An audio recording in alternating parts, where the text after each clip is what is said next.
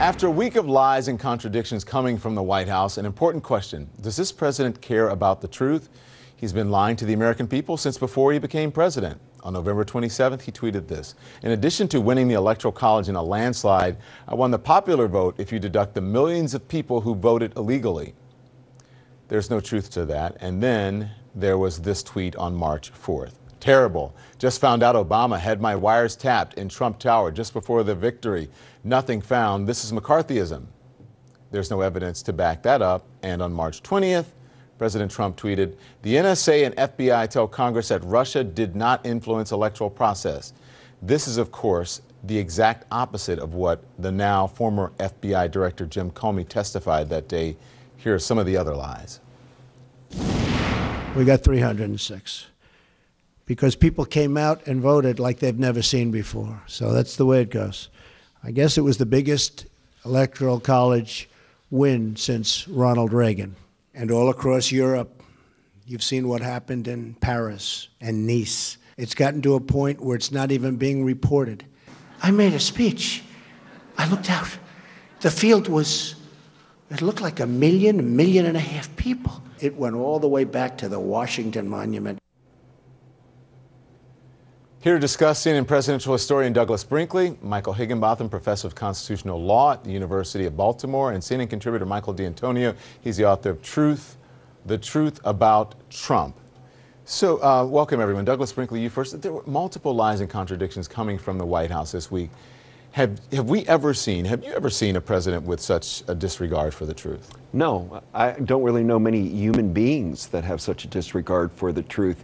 The problem is there's the old saying that the sign of a kind of insanity is when you believe your own BS. He may believe that he's telling the truth, and that's the part that's got everybody very, very confused all the time. I mean, he must feel there's an advantage for this sort of, we used to call it fog of war, but it's like the fog of truth.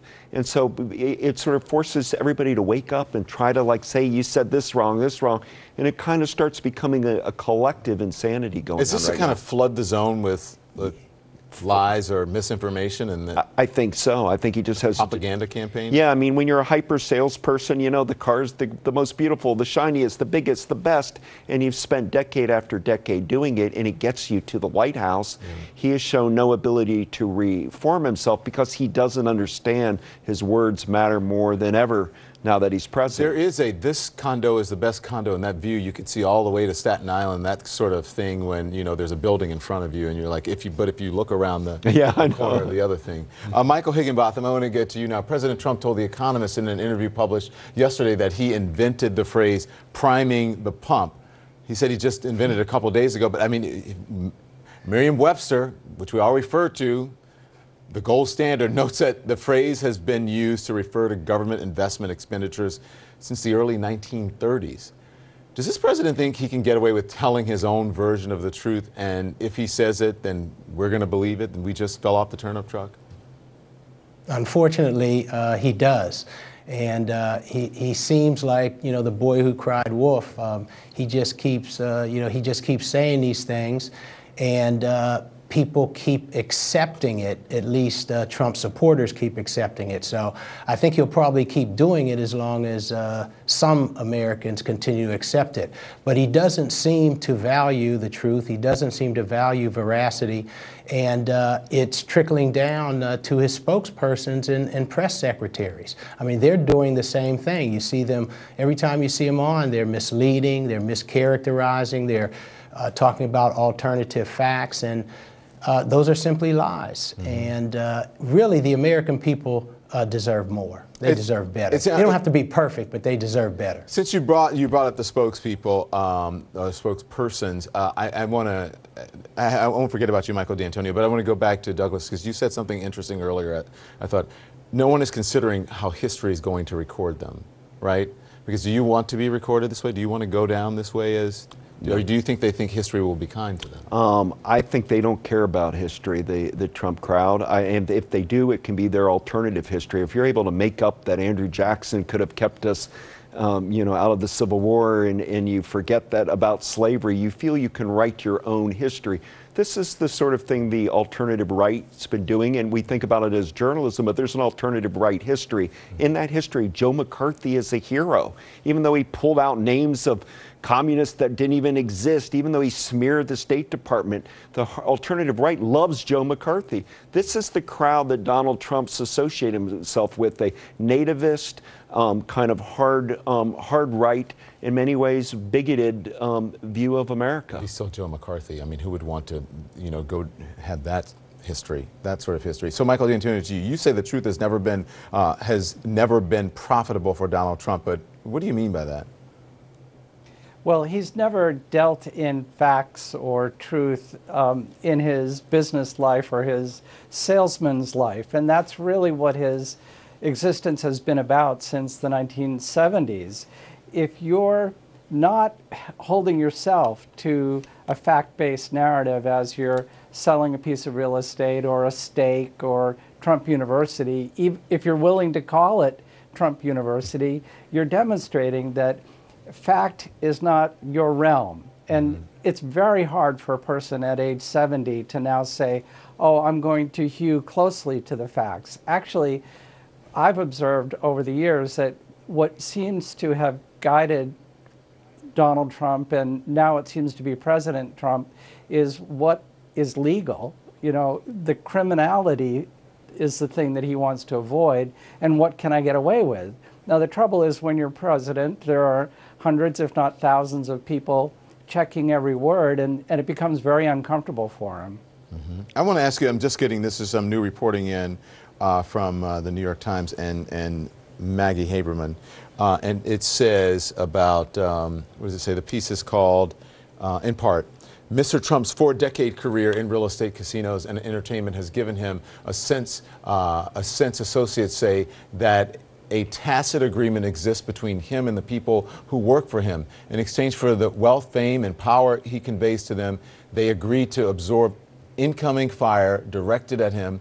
With Mr. Trump, it's pretty simple. Once he makes up his mind on something, that's it, said Sam Nunberg, a former Trump political advisor who remains close to the president's team. So you either work for him or you quit, Nunberg added. So I'm just reading this. This is just coming into CNN, so bear with me here. Does this sound like Donald Trump, the Donald Trump that you have studied?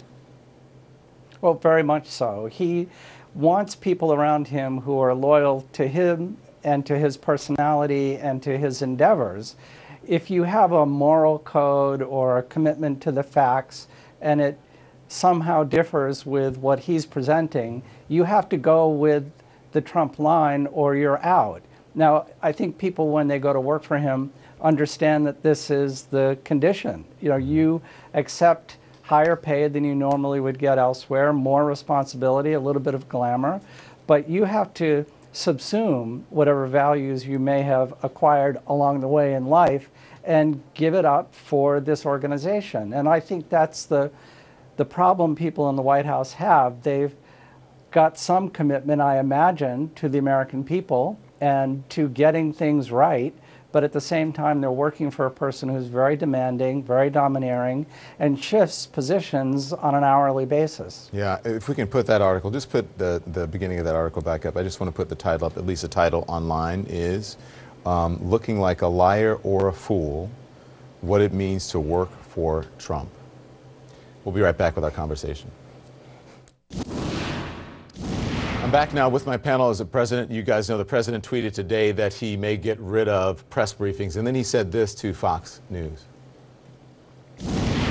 Are you moving so quickly that your communications department cannot keep up with you? Yes, that's true. So what do we do about that? We don't have press conferences, and we do... You don't mean that.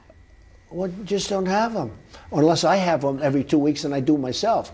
We don't have them. I think it's a good idea. Yeah, First of all, you have a level of hostility that's incredible. And it's very unfair. Sarah Huckabee is a lovely young woman.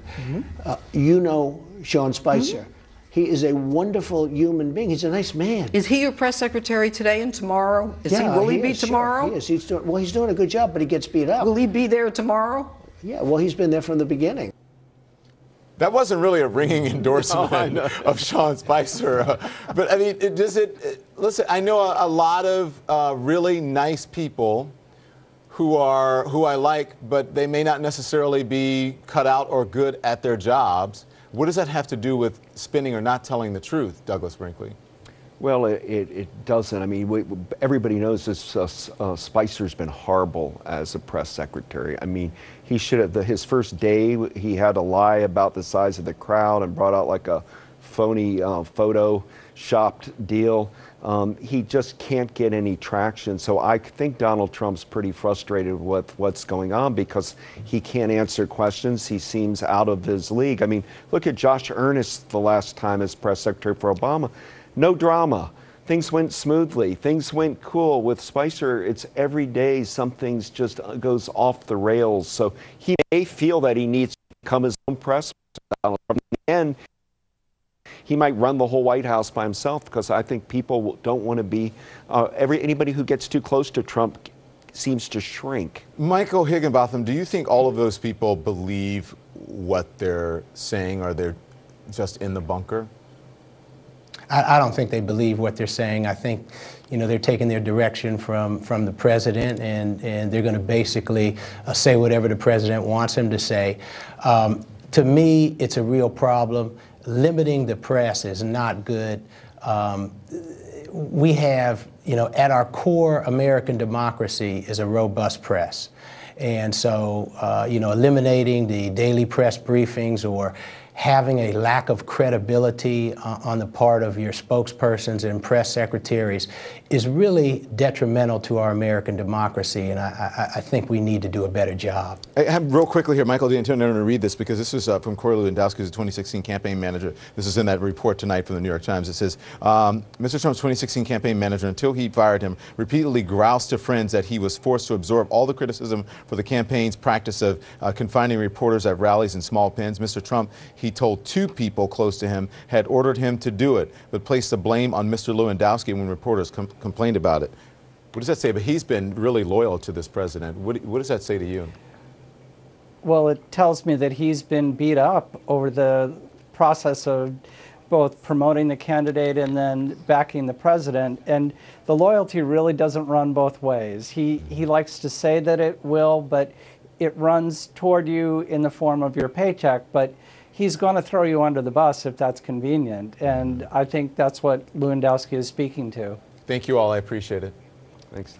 When we come back, the Russia investigation moving forward despite Comey's dismissal. We'll tell you what's ahead.